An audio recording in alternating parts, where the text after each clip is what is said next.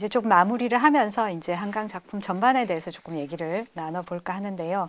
뭐 많이 인용은 됐지만 그 노벨 문학상 선정 경위를 이제 설명하면서 할리먼이 역사적 트라우마와 대면하고 인간 삶의 연약함을 드러내는 강렬한 시적 산문이다. 뭐 이렇게 얘기했고, 뭐 언론에서 많이 인용을 했습니다. 그리고 또 이제 심사위원 중에 한 사람은 이 한강 작품이 인간의 삶과 죽음이 어떻게 얽혀 있으며 그 트라우마가 어떻게 여러 세대에 걸쳐 인구 집단에 남아 있는지를 잘 보여준다. 뭐 이렇게도 얘기했는데요. 이런 것들을 많이 공감하면서 사람들이 거론을 했던 것 같아요. 그래서 그런데 이제 저는 또 제 나름대로 한강 작품이 굉장히 일관되게 뭔가 레디컬하다 이런 느낌도 갖고 있는데, 그런 레디컬함이라고 하는 게 이제 이 한강 작품을 번역한 그 데보라 스미스라고 하는 번역자가 사회적 금기에 도전한다, 뭐 이런 식으로 얘기하는 그런 레디컬함하고는 좀 다른 성격이다, 저는 이런 생각을 좀 갖고 있는데요. 네, 선생님께서는 이 초기작부터 시작해서 한강 작품을 전반을 관통하는 어떤 일관성이랄까, 중요한 특징, 뭐 많이 사실 말씀을 해주신 셈인데요. 네, 한번 정리를 해서 말씀을 해주시면 어떨까 싶습니다. 네. 레디컬하다는 것도 이제 여러 가지 뜻이 있잖아요. 그렇죠. 그래서 네. 지금 황 선생은 데보라 스미스 식으로 그냥 금기를 깬다 하는 거 가지고는 충분히 레디컬한 게 아니다라는 말씀을 하신 셈인데, 그건 나도 동의하고요. 그러면 진짜 레디컬한 건 뭘까? 난 한 교수가 제기한 그 센티멘탈리즘의 문제가, 네. 그런 그 문제의식이 네. 상당히 유용하다고 봐. 네. 누가 이제 한강 문학이 이래서 레디컬하다, 저래서 레디컬하다 그럴 때, 네. 야, 그거 가지고는 안 돼. 그건 아직 센티멘탈리즘이야. 그렇게 답할 수 있는 개념이 그건 같은데. 네. 근데 지금 내 기억으로는 언젠가, 네. 처음 이걸 제기할 때는 네. 자유주의하고 결부시켜서 했죠. 네, 맞습니다. 이번 그 2021년 글에서도 이제 윌리엄 레디라는 사람 좀 인용하면서 설명을 하긴 했지만은, 네. 그 전에 처음 나올 때는 자유주의와 자유주의가 센티멘탈리즘이다, 네. 이렇게 주장했던 것 같은데, 네. 네. 그때 그런 주장을 하게 된 맥락이랄까, 네. 그런 것하고, 그러면 그때는 센티멘탈리즘이 아닌 것을 무엇으로 설정하고 그런 얘기를 네. 하셨는가. 네. 그거 조금 또 어려운. 독자를 위해서도 좀 네. 알려주는 게 좋을 것 같아요. 네. 사실 그 센티멘탈리즘도 이제 여러 가지 역사가, 그 나름대로 역사가 있고, 또 그걸 이제 지금 와서 어떻게 정의하느냐 하는 문제도 이제 조금 상세하게 얘기하면서 이제 논의를 풀어가야 되는데, 이제 그런 시간이 조금 없으니까, 사실 제가 아까 얘기했던 그 한강 작품에 관한 센티멘탈리즘도 사실은 두 가지 종류로 얘기를 했었습니다. 하나는 진짜 가짜 감정으로서의 센티멘탈, 아니면 감정의 강렬성에 대한 어떤 그것을 토대로 두는 경향, 이렇게 이제 두 가지로 나눠서 얘기를 한 셈인데요. 제가 그 자유주의를 그 기본적인 정동이 센티멘탈리즘이다라고 얘기를 했을 때는, 그때 자유주의는 사실 이마뉴엘 월러스틴이 얘기했던 그런 자유주의에 대한 정의랄까요, 설명에 많이 기대서 얘기를 한 셈인데요. 이 월러스틴에 따르면 이 자유주의의 이제 자유주의가 사실 근대 문명 자체를 지배하는 어떤 지구 문화다 얘기를 하면서, 이 자유주의의 주된 전략이라고 하는 것이 지금 당장 근본적인 변화를 계속적으로 유예를 하면서 몇 가지 변화만 제공해 주는 그런 식의 전략을 이제 자유주의의 기본적인 전략이라고 얘기했던 것 같습니다. 그래서 당장의 몇 가지를 해결해 주면서 근본적인 변화를 유예하고, 그 근본적인 변화가 장차 있을 것이다 하는 약속을 동원을 하는 거죠. 근데 이렇게 뭔가 변화를 유예하고 약속으로 이걸 버티려다 보니까 사실 감정적인 동원이 굉장히 크게 필요하다라는 생각이 들고, 근데 그 감정을 뭐라고 해야 될 건가? 어떤 가짜 약속을 계속해서 믿게 만들고, 뭔가 이러려면 그 감정 자체도 상당히 허위 감정일 수밖에 없고, 네, 그래서 그게 이제 센티멘탈리즘이다, 이렇게 이제 얘기를 했습니다. 그래서 지금은 어느 정도 받아들여졌지만은 처음 얘기할 때 그 특이한 점은, 볼셰비즘, 레니니즘도 자유주의의 그 일종의 변정이다, 이렇게 봤는데, 사실 서방 세계의 자유주의에 비하면 훨씬 레디컬한 네. 변혁을 네. 추구했다고 하지만은 기본적으로 보면 월러스틴 말대로 레닌주의도 근본적인 변혁은 자꾸 유예하면서 우선 농민 노동자를 잘 먹고 살게 해준다든가 또는 반대하는 세력을 숙청한다든가 이런 선에 머물렀지 진짜 레디칼리즘은 아니지 않았나 하는 그 얘기가 포함되어 있는 것 같은데 그러면은 자유주의가 아니고 네. 센티멘탈리즘이 아닌 건 뭘까요? 그 질문에 한마디로 대답하기는 참 힘든데요. 저는 그 센티멘탈리즘이 가짜 감정이다라고 하는 것을 구분할 수 있는 어떤 것이라고 하는 거는 그게 이제 이런 말을 쓰고 싶진 않지만 그 진짜 어떤 감정에 대한 변별력과 그 진짜 감정을 가지려고 하는 어떤 것, 가질 수 있는 힘, 이런 게 이제 그 바깥에 놓여 있는 것 같아요. 근데 그러면 그 감정은 어떻게 생겨나는가? 지금 이게 다 자유주의가 지배하고 있고 가짜 감정들이 이렇게 널려 있는 상태에서 그럼 내가 이 세계를 사는데 그 진짜 감정 같은 감정은 어떻게 생길 수 있을까? 근데 이제 그거는 사실 어느 정도는 내가 이미 다른 세계를 진짜 살아가는 듯한 어떤 그런 것이 이미 있어야 되는 것 같아요. 그래서 내가 다른 세계를 살고 있고 살고 있다는 그 감정, 그래서 이미 나한테 내 마음에 와 있는 어떤 다른 세계, 그러니까 이런 것들을 내가 굉장히 간절하게 붙잡고 가는 어떤 게 필요하다. 그런 생각이 드는데 사실 생각해 보니까 선생님께서 노랑무늬 영혼에서 그 구도자로 갈 때 그 일단 비워놓는 것을 말씀하셨는데 사실 그런 게 필요하고 그래서 이미 와 있는 어떤 식의 다른 세계가 내가 작게든 크게든 내 안에 있고 내 감정은 이미 다르다 이런 것이 아닐까? 그럴 때는 그게 감정이란 말 가지고는 좀 불충분하지 않을까요? 그렇죠. 네. 감정이기도 하고 사상이기도 하고 그렇죠. 네. 오히려 온몸에서 우러나는 네. 감정이면서 생각. 생각이죠. 예. 네. 그게 하나가 돼 있는 상태. 네. 네. 그게 이제 시의 상태라고도 볼 수 있고, 네. 진정한 사상이 네. 그런 것이다. 네.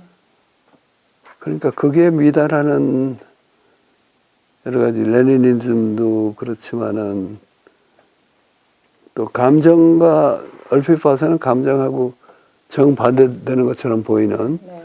공리주의 같은 거예요. 그렇죠. 공리주의. 얼마 전에 우리가 디킨즈의 하타임스 가지고 김명환 교수의 발제를 듣고 토론을 했는데 거기 나오는 그레드 그라인드는 감정이라는 걸 아예 완전히 못 쓸 것으로 취급하는 사람인데 그리고 오로지 facts. 네. 근데 그것도 일종의 센티멘탈리즘이거든요. 그렇죠. 네, 매우 강한 센티멘탈리즘. 매우 강한 센티멘탈리즘이지. 네. 그렇게 보면은 그게 어떤 시의 경지 네. 또 우리 동아시아인에게는 익숙한 단어지만 서양 사람들은 번역도 못하는 개벽의 네. 경지 그런 것이 돼야지 네.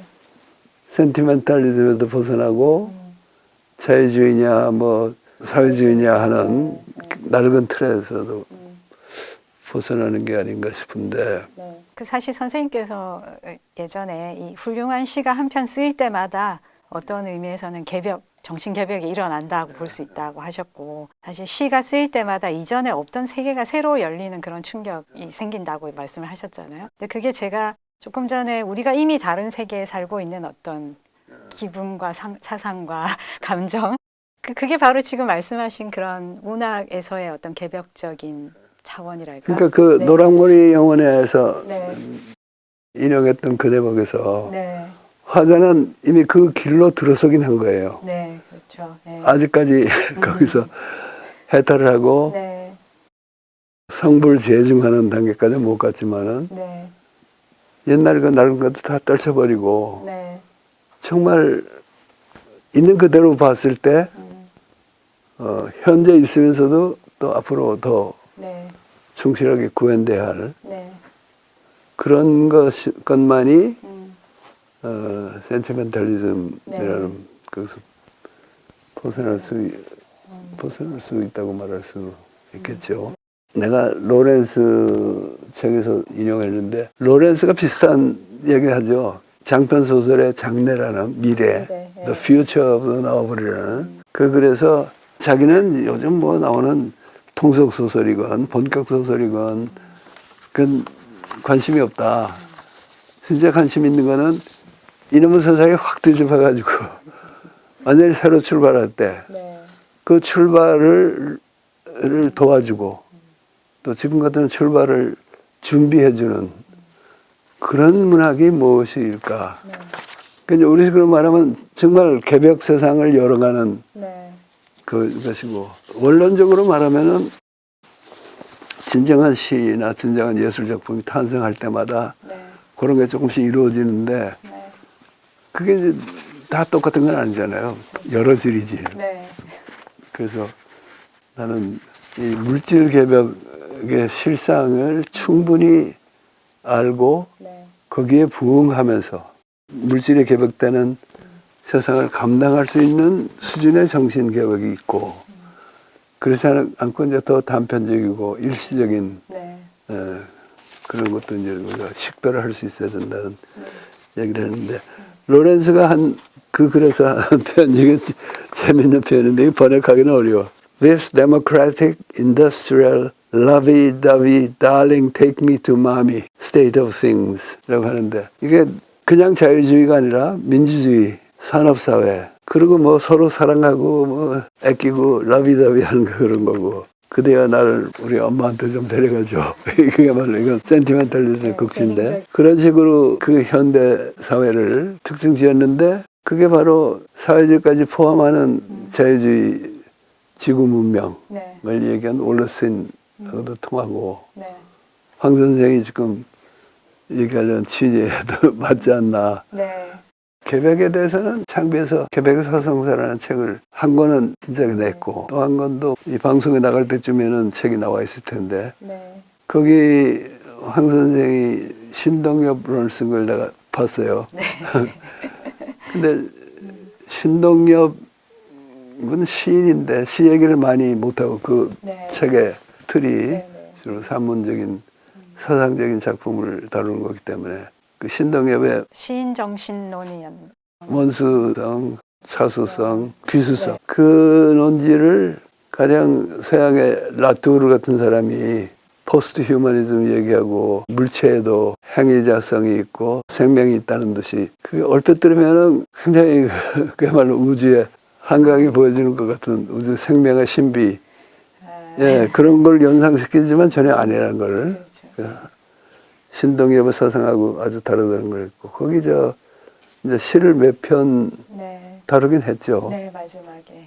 그 이제 껍데기는 가라는 실제로 동학을 말하는 거기도 하고 그야말로 껍데기를 가고 알맹이만 남으라는 얘기고 동학년 곰나루 얘기 나오고 특히 그 시에서 껍데기 가라 그래 놓고 이곳에선 두 가슴과 그곳까지 내놓은 아사달 아사냐가 중립의 철야창에서 부끄러움 빛내며 맞절할지니 그게 참 그냥 뭐 4.19를 호명하고 동학을 호명하고 하는 다른 차원을 보여주거든요. 그게 이제 개벽적인 면부라고 보는데 신동엽의 시 중에 아니오라는 시 기억해요? 그 마지막 절이 아니오 사랑한 적 없어요. 차마 옷 입은 도시계집 사랑했을리야. 그러니까 그 얘기가 전부 시골에 가서 벌거벗고 살자는 얘기는 아니고 그 옷 입은 도시계집이라는 게 요즘은 이제 계집이라는 말 쓰면은 욕먹지만은 그게 개발의 근대주의에 물든 또 센티멘탈리즘에 젖어 있는 근대 여성들을 얘기하는 것 같아요. 또 남성도 그렇죠. 근데 자기가 남자니까 그런 여성을 자기가 사랑했을리야 하고 얘기하는 건데 두 가슴과 그곳까지 내놓은 아사녀 또는 도시의 옷 입은 계집과는 정반대되는 인간상에 대한 그게 이제 개벽에 나는 개벽이 중요하다고 한 면부라고 봐요. 그런데 한강 소설에 그런 면이 어느 정도 있다고 생각하세요? 저는 사실 한강이 그러니까 전체적으로 어떤 뭐 그런 면이 있다 이렇게 얘기할 수는 없겠지만 적어도 제가 이제 상찬하는 그 소년이 온다나 그런 몇몇 작품들에서 아까 말씀하셨듯이 그런 구도자적인 면이 있다. 그러니까 그거는 말씀하신 대로 진실이 아닌 것을 나는 받아들이지 않겠다라고 하는 그 강렬한 어떤 결이라고 할 수도 없고 그런 자세가 있는 것 같고요. 그다음에 그것을 뒷받침한다고 볼 수 있을 텐데 이 작가가 가진 제가 아까 레디컬리즘이라고 했는데 그게 적당히가 없는 것 같아요. 근데 그 진실에 대해서도 그렇고 그것을 찾아 나가고 그것이 아닌 것을 이렇게 배척하는 데서도 뭔가 항상 그냥 요만하면 됐지라고 하는 게 없는 것 같아요. 그걸 다 넘어서는 것 같아요. 근데 그게 이 작가의 레디컬함이고 저는 그게 굉장히 많은 에너지를 요구하는 것 같아요. 그러니까 보통 작가들이 뭐 섬세하거나 뭐 아니면은 집요하거나 이럴 수는 있는데 그런 정도의 에너지는 저는 일종의 정성에서 나온다고 생각하거든요. 그러니까 이 한강 작품을 읽을 때마다 어떤 성이라고 하는 그런 즉 옛날식 그 미덕이라는 그 말을 저는 계속 생각하게 되더라고요. 근데 그런 것들이 어떤 경우는 뭐 제 생각에는 조금 크게 영향을 발휘하지 못하는 방식으로 뭐 발현될 때도 있지만 그 자세만큼은 굉장히 일관되게 유지되고 있고 근데 그런 것들이 어떤 작품에서는 그야말로 저한테도 뭐 새로운 세상이 열리고 나한테 이런 감정이 있고 이런 동요가 있구나 하는 거를 깨우쳐 주는 점에서 저는 개벽을 이야기할 여지가 많다고 생각합니다. 네.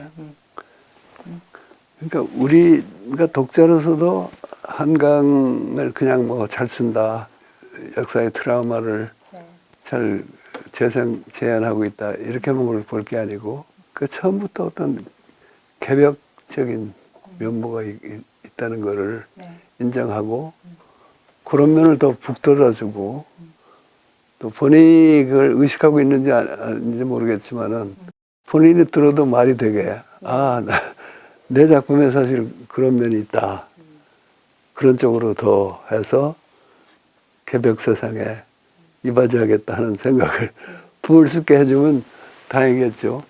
우리 오늘 논의가 뭐 그런 효과도 있었으면 좋겠습니다. 네. 네, 한강 작품에 대해서 이야기하는 자리라서 상당히 조금은 긴장하고 왔는데요. 얘기를 나누다 보니까 어느새 선생님 말씀에 젖어서 막 굉장히 집중하면서 많이 들었고요. 사실 뭐 제가 미처 생각하지 못했던 부분 또는 하지 못했던 연결점 이런 것들을 많이 말씀해 주신 것 같아서 제가 앞으로 이제 한강 작품이나 이제 다른 문학 작품에 대해서 이제 글을 쓰거나 생각할 때 굉장히 어떤 중요한 자원이 될 만한 것들을 많이 말씀을 해주신 것 같아서 굉장히 보람 있는 시간이었습니다. 네, 감사합니다. 고맙습니다. 그렇게 좋게 받아들여줘서. 예, 백낙청 TV의 시청자 여러분 끝까지 경청해 주셔서 대단히 감사합니다. 앞으로도 계속 관심 갖고 찾아주시기 바랍니다.